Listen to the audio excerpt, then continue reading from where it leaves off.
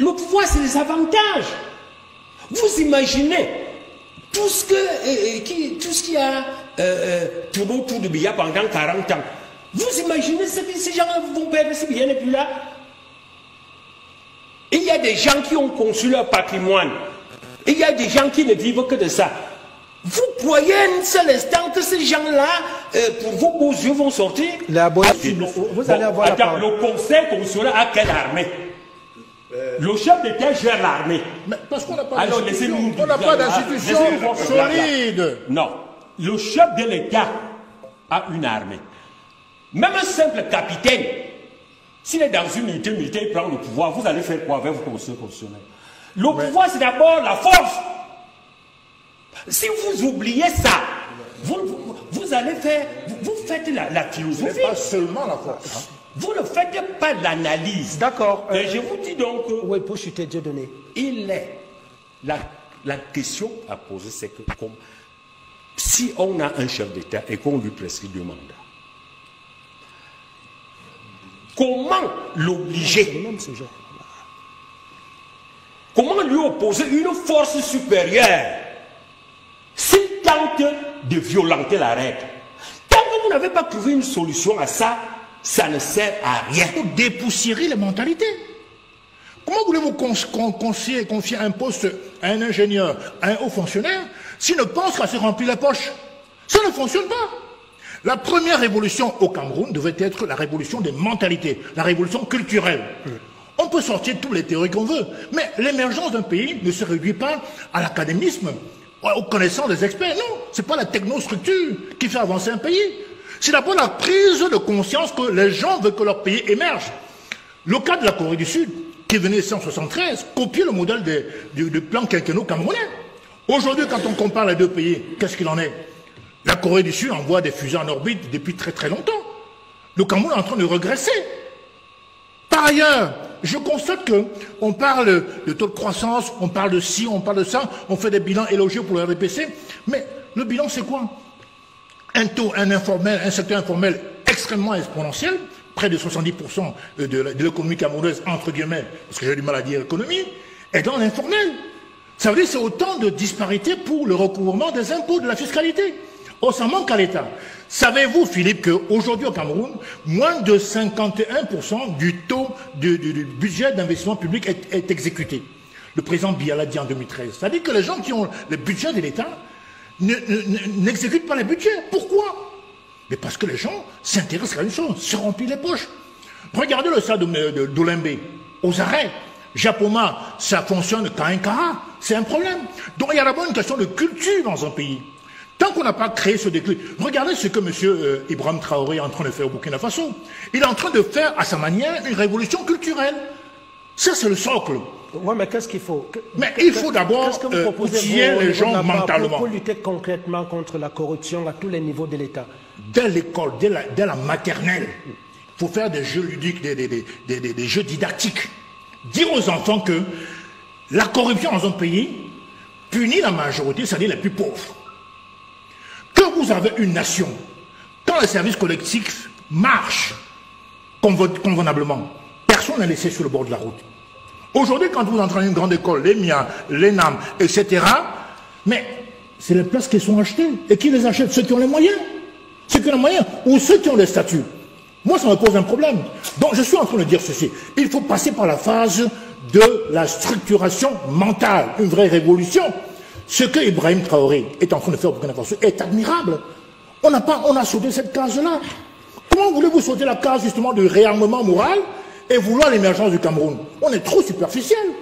Je ne mets pas en cause la connaissance et l'académisme des Camerounais, mais au fond, qu'est-ce qui doit nous projeter vers l'avant? C'est que quand j'ai un poste, on me donne 2 milliards de budget de construire une route, je ne mets pas 1 milliard dans la poche. Et puis je construis des routes, au bout de 6 mois, c'est les nids de poules partout. Oui, mais c'est qui le parti qui peut mieux porter ce programme entre Paul Biya, Keremouna, Yoshua aussi, Beloboba Maïgari, Issa Chiroma Bakare, Cabra Libi, Tomaino Damjoya, aucun. À l'heure actuelle, parmi les 12, aucun. Je n'en vois aucun. Je n'en vois aucun. Moi, j'ai dit ce que je pensais. Non, j'ai dit que le RDPC, sur le plan du bilan de M. Paul Biya, il y a le secteur de la diplomatie et de la coopération internationale. C'est tout. Sur le reste, on sait que les infrastructures conditionnent le développement. Vous ne voyez aucun parti. Vous ne voyez aucun. Même pas celui de votre ami Serge Espoir Matouma, par exemple, fait des propositions sur le franc CFA, par exemple. Lui, il fait des propositions très fortes de sortir de l'ornière, l'ogre économique française. Parce que nous sommes encore dans la coupe financière de la France, monétaire, je veux dire. Tant qu'on n'a pas notre propre monnaie, ce nous sera très difficile de mettre en place une véritable structure économique. Vous avez suivi autant pour moi, Akeremuna, Ateki Carston. Je l'ai suivi, mais toutes ces propositions... Cabral Libi. Toutes ces propositions-là ne valent rien si on ne met pas l'accent sur la refondation. Même pas le RDPC. Sur la rupture et la refondation. Sur le plan économique, le bilan est devant nous. Où sont les infrastructures? Même si on fait un bilan élogieux du RDPC, il en demeure pas moins vrai que sur le plan économique, le taux de chômage a explosé depuis très longtemps. Le taux de croissance, je l'ai dit, caracole ne dépasse pas 3,6%. La dette ne fait que s'amplifier. On dit qu'il y a un plafonnement de la dette extérieure. Mais en vérité, on s'endette pourquoi? Pour construire quoi? Le PPP qu'a parlé Jacques Bimaï. Et les concessions dont on a parlé Sa Majesté. Mais c'est des techniques connues depuis très longtemps. C'est pas que les gens soient ignorants, ils le savent. Mais ils ne veulent pas le mettre en application parce qu'il n'y a pas de volonté politique. Il n'y a pas d'éducation politique, il n'y a pas de conscience politique, il n'y a pas de culture politique. Et ça pose un problème. Oui, une parenthèse avant de donner Somba. Je vous donne juste une minute. Non, pas une minute, il faut quand Non, même... on est dans le son temps de parole. L'ingénieur Somba parle d'abord et puis voilà, il faut respecter son temps de parole. Merci. Au vu de tout ce que dit Célestin Djamel, est-ce que vous pensez qu'on devrait revenir à une limitation du nombre de mandats présidentiels pour que des gens aient un temps précis à passer au pouvoir, essayer de conduire des projets et partir, laisser la place à d'autres? Dans le principe, il faut ce qu'on appelle le bal de génération, c'est-à-dire que dans un système gouvernant, les gens les plus âgés doivent laisser la place aux cadets. Et ça doit être de manière régulière. Ça se voit même dans une équipe de football. À un certain moment, il faut remplacer progressivement les joueurs. Sinon, vous allez vous retrouver avec une génération trop vieille et une coupure. Donc, naturellement, le problème de la limitation de mandat est ça relève du bon sens. Mais je crois qu'il faut plutôt examiner le problème au fond. Dans quelles circonstances les mandats sont interminables? Même dans la majorité des cas, le mandat est d'abord limité et puis on le lève. Dans le cas du Cameroun, on avait limité le mandat. Mais le fait de limiter le mandat à un certain moment, vous savez, la politique c'est d'abord un espace des rapports de force. Je peux signer avec vous que je limite le mandat aujourd'hui, mais dès que je suis à étudier,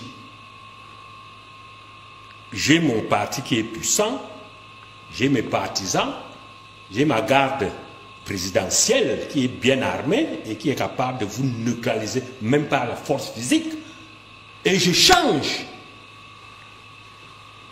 Donc le problème, je crois que entre les grands principes et les faits, il faut comprendre exactement comment se fait la transition.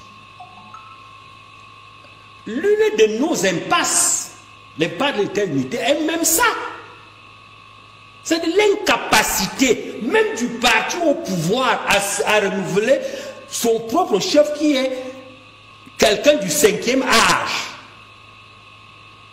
Ça participe de l'impasse de l'État unitaire.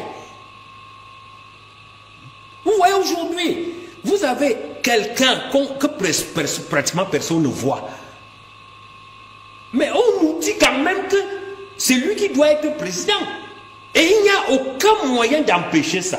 Donc ces histoires-là, c'est-à-dire les grands principes, c'est une bonne chose. Mais quand les grands principes ne s'ajustent pas à une réalité fonctionnelle, c'est de l'abstraction. Alassane Ouattara avait parlé de limitation de mandat. Il a même fait la guerre pour la limitation de mandat. Aujourd'hui, nous en sommes où? Il a cassé. Il a fait un premier mandat, Il a fait un deuxième mandat. Un troisième. Il a fait un troisième mandat. Et là, il en est au quatrième. Donc, enfin, il sollicite le quatrième. Je crois qu'il faut plutôt se demander quel est le modèle institutionnel qui peut rendre opératoire la limitation des mandats. La limitation de mandat ne peut pas être un simple problème d'engagement politique d'un individu, non. Le poids des réalités. Quand quelqu'un a déjà étudié, il a 7500 milliards de francs devant lui avec ses amis qu'il gère. Il a 35 000 postes de décision qu'il gère. Vous allez lui dire, lui et ses amis, que sort d'étudier. Et s'il ne sort pas, vous allez lui faire quoi? Donc, je crois qu'il faut bien poser le problème de fond. Le problème de fond, c'est quel est le modèle qui est tel que celui qui a étudié, s'il tente de refuser, que la résistance soit telle que celui qui sera vaincu. Je vous rappelle que tous les chefs d'État du monde ont le même esprit, enfin presque tous. Si Donald Trump avait pu refuser d'être battu, en quelle année là encore, il aurait refusé. Nous savons les gens comme les Orban qui sont en Europe de l'Est. Viktor Orban en Hongrie. Qui refusent. Donc ce n'est pas un problème d'Afrique, tout ça. C'est un problème de la nature des institutions qui sont capables de résister à l'altération par un individu qui est à étudier. Parce que est-ce que c'est pas là le problème aussi? Parce que ceux qui sont là peuvent se dire, voilà, vous avez fait le parallèle avec Alassane Ouattara qui a même fait la guerre pour la limitation du mandat présidentiel. Et aujourd'hui, qui est en train de répéter la même chose qu'il a combattu hier. Est-ce que le régime en place ne peut pas se dire rien ne changera finalement, que ces gens-là ne viennent pas parce qu'ils veulent un réel changement? Mais il est évident qu'un régime en place ne change pas de lui-même. Le pouvoir, c'est les avantages. Vous imaginez tout ce qui a tourné autour de Biya pendant 40 ans. Vous imaginez ce que ces gens vont perdre si Biya n'est plus là? Il y a des gens qui ont conçu leur patrimoine. Il y a des gens qui ne vivent que de ça. Vous croyez un seul instant que ces gens-là, pour vos beaux yeux, vont sortir? Les Aboya menacés, les Jacques Bimaï. Non, moi, je n'ai pas cité. Bien sûr qu'ils sont bien placés dans la société. Oui, bien sûr. La Majesté parlait de transition institutionnelle. J'ai dit donc. Ça veut dire que si on a un conseil constitutionnel non politisé, indépendant pour 9 ans non renouvelables, ils rendront de vrais verdicts. Et un président qui s'en quel conseil n'est pas politisé dans le monde? Aux États-unis? En France, c'est pas politisé. Mais c'est ce monsieur. Ils sont indépendants. Ils sont indépendants. Ils sont indépendants. Monsieur Diab, ils sont indépendants. Ils sont nommés pour 9 ans non renouvelables. Je ne sais pas pourquoi. Donc il n'y a pas de pression possible. Vous allez avoir la parole. Le conseil constitutionnel a quelle armée? Le chef d'État gère l'armée. Parce qu'on n'a pas d'institution solide. Non. Le chef de l'État a une armée. Même un simple capitaine, s'il est dans une unité militaire, il prend le pouvoir, vous allez faire quoi avec vos conseils constitutionnels? Le pouvoir, c'est d'abord la force. Si vous oubliez ça, vous allez faire, vous faites la philosophie. Mais pas seulement la force. Vous ne faites pas l'analyse. D'accord. Je vous dis donc que... Oui, pour chuter Dieu donné. Il est... La question à poser, c'est que si on a un chef d'État et qu'on lui prescrit 2 mandats, comment l'obliger? Comment lui opposer une force supérieure s'il tente de violenter la règle? Tant que vous n'avez pas trouvé une solution à ça, ça ne sert à rien. Il y a une solution. D'accord. D'avoir honte. Je parle d'élégance intellectuelle. D'avoir honte. Pourquoi? On ne devrait pas en être là aujourd'hui. Quand en 1991, le peuple camerounais a manifesté, comment on peut dire sa colère, et que le pays était bloqué pendant 7 mois, c'est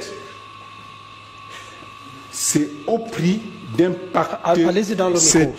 au prix d'un pacte républicain qu'il a été convenu que les chefs d'État devraient n'avoir que 2 mandats maximum de 5 ans. Un pacte républicain. À l'époque, le président Biya était complètement désemparé. Je l'ai vu. J'ai parlé avec lui. Il était désemparé. Alors, l'élégance intellectuelle aurait voulu qu'un tel pacte républicain ne soit pas violé. Que le président Biya se soit permis, des années plus tard, de rétropédaler comme il a fait. Au point aujourd'hui, il se retrouve, parce qu'à l'époque, il avait déjà fait 2 mandats. S'il avait fait ces 2 autres mandats, en 2011, il serait déjà parti.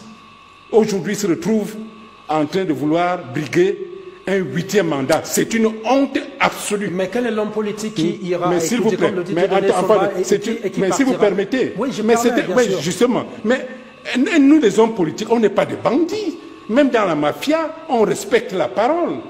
Quand un homme politique prend un engagement comme celui-là est pris dans des circonstances comme celle-là. Le Cameroun n'a pas eu de conférence constitutionnelle.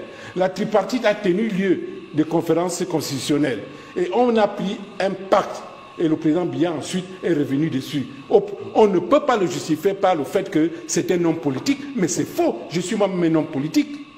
Les hommes politiques ne sont pas des bandits. Mais vous serez demain. Les hommes politiques, vous permettez, je dis, c'est-à-dire revenir. Non, je dis, les hommes politiques doivent. Non, vous permettez.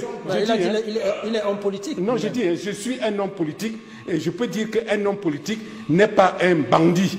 Un bandit doit, même dans les plus grands bandits qui existent, la mafia, les gens respectent la parole. On est là devant quelque chose de très très grave. J'ai demandé des cas en Afrique où l'on a respecté la parole.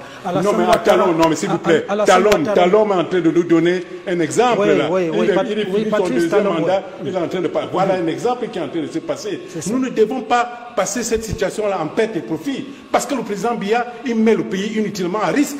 D'autant plus que la Constitution prévoit que le chef de l'État doit être en bonne santé physique et morale. La biologie et la physiologie sont des sciences qui ont des lois.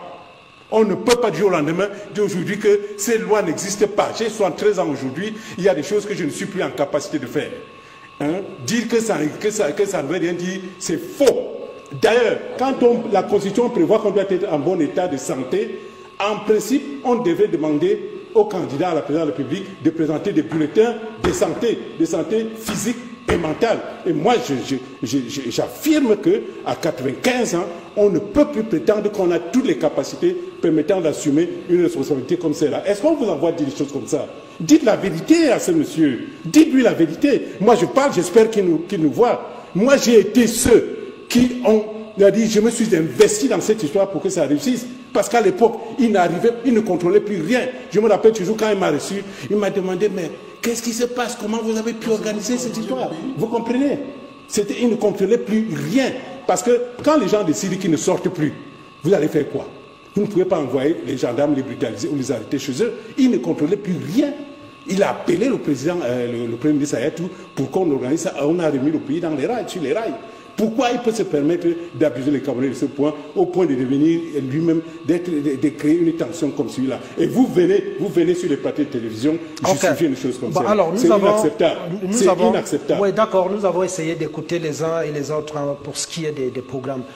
Des programmes du bilan, mais j'espère que cela servira pour la suite. Je précise que l'élection présidentielle se jouera le 2 octobre prochain et qu'on n'aura pas sur la ligne de départ Maurice Kamto. Maurice Kamto, dont la candidature a été rejetée par Elections Cameroun et dont la décision, celle d'Elections Cameroun, a été entérinée par le Conseil constitutionnel agissant. Je ne sais pas si c'est un dernier ressort, mais en tout cas pour ce qui est de la Constitution. Quelle présidentielle sans Maurice Kamto? 2 minutes de parole pour chacun. 2 minutes de parole. Bon, vous commencez, mais je n'avais pas préféré commencer par vous. Parce que moi je ne dirais pas que l'énoncer votre argumentaire. Je sais exactement ce que vous allez dire sur ce sujet. Mais il est quand même... C'est insultant de dire que vous savez ce que je vais dire. Allez, non, c'est pas insultant. Vous n'êtes pas sérieux en disant que c'est insultant. Un peu.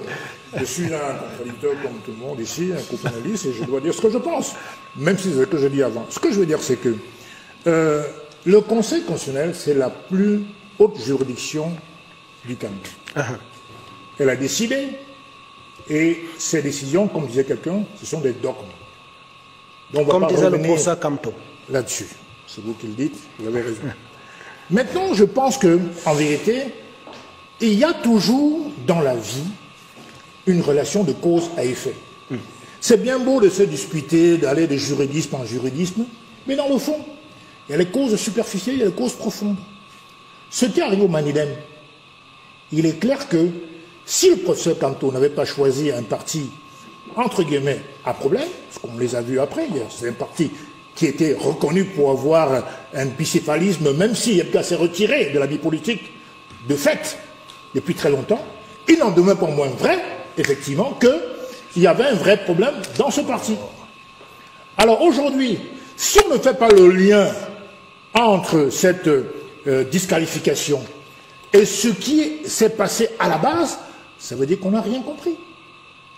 Et je m'en vais parler directement du boycott. C'est une évidence. Parce que si il avait participé aux élections en 2020, il est clair qu'il se serait concentré sur son programme politique. Pendant 3 mois, on a eu droit à un débat stratosphérique, irrationnel sur le mandat impératif, l'article 15 alinéa 3. Donc on nous a fait croire qu'un parti qui n'a pas été aux élections peut avoir des élus. Ça a été claironné urbi et orbi. Résultat des courses, finalement, le même acteur principal a choisi un autre parti, alors que même qu'il avait dit qu'il avait des élus. C'est ça la genèse. Et tant que vous faites l'économie de cette genèse-là, vous ne comprendrez rien. Bien sûr, tout à l'heure, quelqu'un a dit que le parti au pouvoir tend à se conserver par tous les moyens. Quitte à ce qu'il faut emballer les arguments d'argutie plus ou moins juridiques. Mais le vrai problème, au fond, c'est que quelqu'un a voulu s'amuser avec la politique. La politique, c'est un métier. C'est-à-dire que c'est une affaire sérieuse. On ne le fait pas à temps partiel. La politique ne s'accommode pas d'amateurisme. Je passe le contrôle de la majesté Bézidi ici.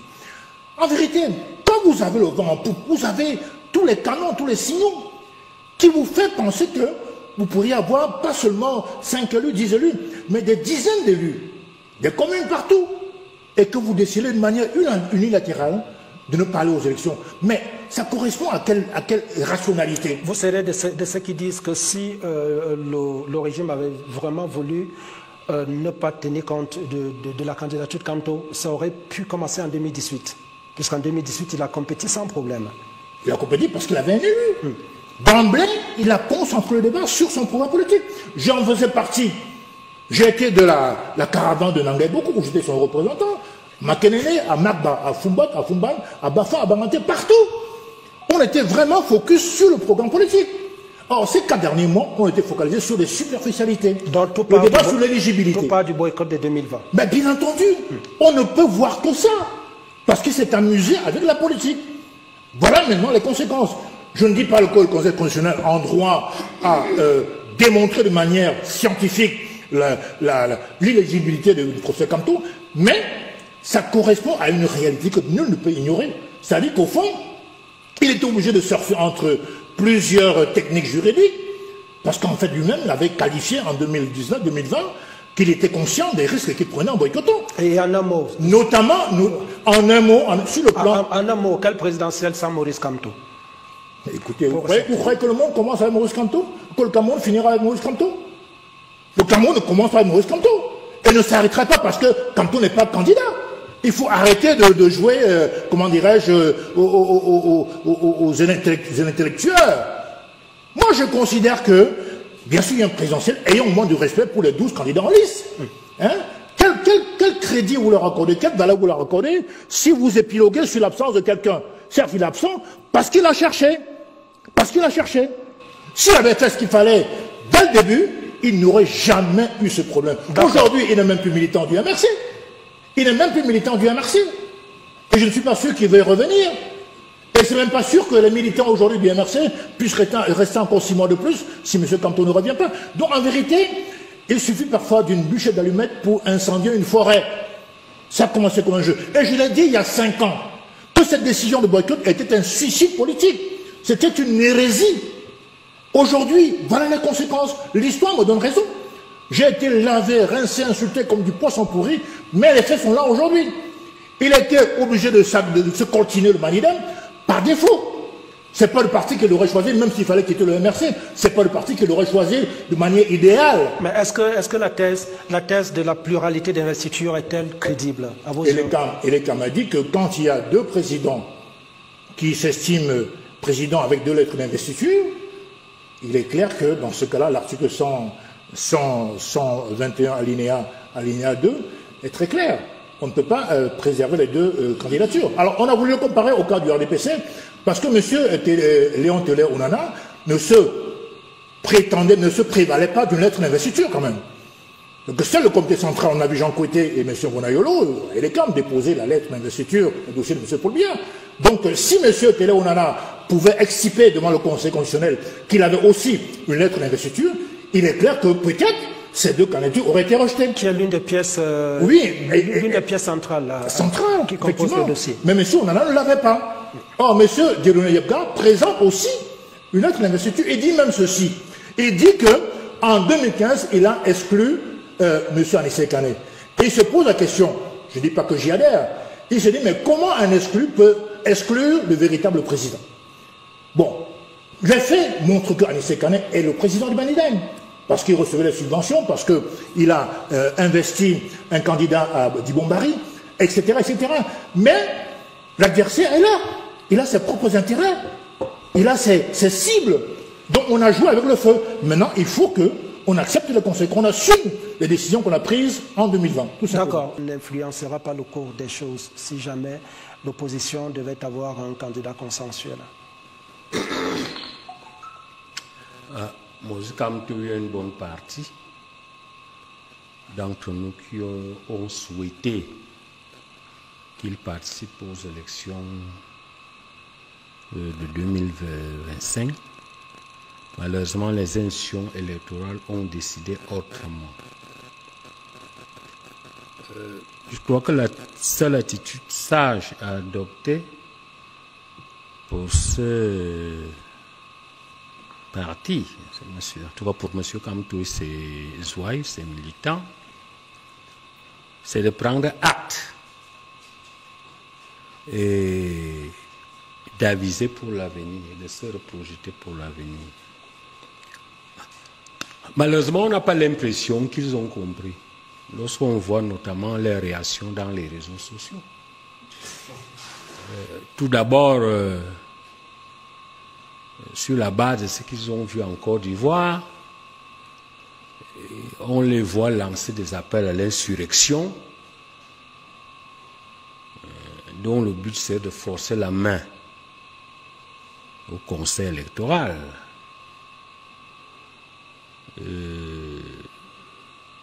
On les voit menacés, et bien plus, ils ont trouvé deux boucs émissaires, Cabral Libi et Joshua aussi, qu'ils menacent nuit et jour, insultent, dénigrent. Moi, je regrette que les personnes citées là ne disposent pas toujours de la pugnacité nécessaire pour leur faire opposition. Mais il est évident que les gens de Camteau et ces gens ne semblent pas avoir bien assimilé la leçon. Et on ne les voit même pas dans un esprit de collaboration avec les partis qui ont été retenus. Dans leur esprit, bon, on a évoqué une éventuelle coalition, moi je l'ai en jeu, avec les opposants ministres. Bello Bouba Maïgari. Non. Il y a 2 opposants ministres là-bas. Kamto lui était un opposant ministre, c'est-à-dire c'est des opposants qui ont été d'abord ministres. Donc c'est des opposants ministres. Ils sont 3. J'ai vu Kamto tenter de négocier, enfin, ces gens. Plus pour des raisons malsaines. Et non pas... Mais pourquoi ils sont malsaines? Mais il a sa stratégie à lui. Maintenant, non, les raisons malsaines, c'est que non, il faut que les nordistes reprennent le pouvoir, qu'ils se vengent du 6 avril. En quoi est-ce que c'est malsain? Non, c'est justement, ce n'est pas des raisons politiques. Moi, je crois que, comme tous ces gens doivent se calmer. Ils doivent se calmer. Maintenant, l'impact. Vous ne pouvez pas avoir d'impact sur l'expression du suffrage quand vous avez ces méthodes. Puisque vous dispersez même vos propres électeurs. On ne voit pas, après l'élimination de Kamto, des gens qui sont capables de se reprendre en main. C'est la panique générale, c'est ce qui appelle à l'insurrection, ceux s'y attaquent, ceux s'y agressent. Mais j'ai vu une incroyable polémique alimentée par les gens de Kamto qui disent que ils ont vu les partisans de Cabral Libye rire, chanter à l'énoncé du verdict de disqualification. Et ils en font une tragédie nationale. Mais il dit, mais c'est quoi ça? Moi, j'ai ri au quartier. Oui, mais bon. Est-ce que finalement ce parti n'est pas victime d'acharnement, comme le disent, comme le soutiennent ses partisans? Mais, vous savez, on dit chez nous, chacun marche avec Djiboma. C'est-à-dire, qu'est-ce qui m'arrive? Pourquoi vous dites que lui n'est pas victime d'acharnement? C'est-à-dire que c'est vous-même qui fabriquez le regard que les gens ont sur vous. Aujourd'hui, ils agressent Cabral Libye, ils agressent Joshua aussi, alors qu'ils ne leur ont rien fait. Vous attendez que les partisans de Cabral Libye, les partisans de Joshua les laissent tranquilles, ou même moi qui suis leur sympathisant. Quand vous-même vous attirez l'hostilité des autres, chacun marche avec son Djiboma. Djiboma, ça dit qu'est-ce qui m'arrive? Ce qui t'arrive, est-ce que tu as créé? Alors, une consigne de vote de Maurice Kamto ne peut pas avoir d'effet? Non, elle ne peut pas avoir d'effet puisqu'il n'est pas cohérent. Non, mais ça empêchera que ces partisans qui iront voter pour Célestin Djamène, qu'est-ce qu'on fera? J'ai dit. Mais on fera le décompte pour... C'est-à-dire, Kamto n'a montré aucune cohérence dans le contrôle de ses électeurs après. On se retrouve avec quelqu'un de traumatisé, de frappé que par la foudre, qui est incapable de réagir. Hein? Alors qu'un homme mature, un homme politique mature, aurait pris son temps en disant, les gars, ceci nous est arrivé. Voici comment on fait. Mais je vous dis que quand vous lisez les réseaux, moi je suis abonné aux réseaux sociaux, et il y en a qui lancent l'insurrection, les gens de Kamto, ceux-ci lancent l'insurrection. Ah, vraiment, ce n'est pas possible, Kamto n'est pas là. Quand vous dites des gens de Kamto, ce n'est pas la milice cybernétique aussi. Mais quels sont les gens qui se revendiquent d'accord? Mais quelle est la personne dans le directoire, je vous l'ai dit, du MRC, qui a cette attitude-là ou cette posture? Non, monsieur Boni, est-ce qu'on est des enfants? Hein? On n'est pas naïf. On n'est pas naïf. Vous savez, quand tout se croit très malin, en ayant une équipe officielle, n'est-ce pas, qui joue le jeu, prétendument, mais en ayant des milices, c'est simplement parce que ces milices-là n'ont pas les moyens de s'armer militairement. Sinon, on se retrouverait aujourd'hui... Mais vous avez vu ce qui s'est passé avant l'énoncé du Conseil constitutionnel? Les gars prenaient les photos de chaque membre du Conseil constitutionnel. Les photos des hautes élites et des membres du Conseil constitutionnel en montrant qu'ils les connaissent, ils connaissent leurs femmes, ils connaissent leurs enfants. Mais quand vous avez des gens comme ça, non, moi, vous savez, je n'ai jamais été quelqu'un qui parle à côté. Je dis sèchement ce que je vois. Et je dis que, manifestement, comme tout est incapable même de contrôler sa meute, ça veut dire que ces consignes de vote n'ont pas d'utilité opérationnelle.